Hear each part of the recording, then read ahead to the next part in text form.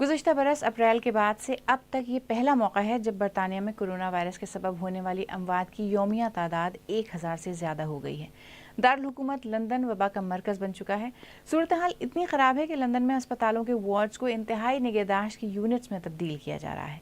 London college hospital के इंतहाई निगहदाश्त unit तक BBC के मेडिकल एडिटर फर्गस वॉल्श को रसाई हासिल हुई।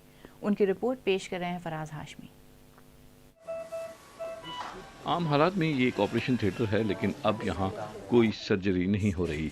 इसे अब ICU में बदल दिया गया है। गुज़िश्ता 2 हफ्तों के दौरान लंदन के अस्पतालों में कोरोना के मरीजों की तादाद दुगनी हो चुकी है। जब कोविड की पहली लहर अपने अरूज पर थी, तब भी अस्पताल का अमला इतने दबाव में नहीं था जितना अब है। हमारे पास शदीद अलील मरीजों की तादाद में 3 गुना इजाफा हो चुका है। हम अपनी पूरी कोशिश करके उनका इलाज कर रहे हैं। यूनिवर्सिटी कॉलेज अस्पताल में इंतहाई निगहदाश्त के इजाफी यूनिट्स बनाए जा रहे हैं। ये बच्चों का हिस्सा है, लेकिन अब इसे भी ICU में बदल दिया गया है। हर रोज वार्ड्स को ICU में बदला जा रहा है, लेकिन अस्पताल का सीनियर अमला इंतहाई परेशान है।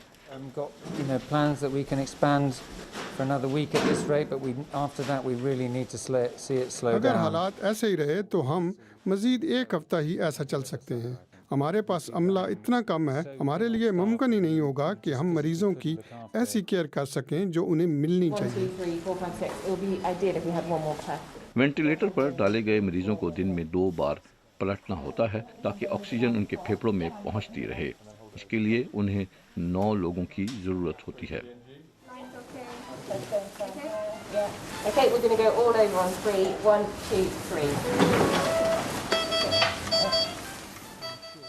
इसलिए जरूरी है कि इनके अंदर डाली गई ट्यूब्स और दवा की ट्यूब्स मुतासिर ना हो।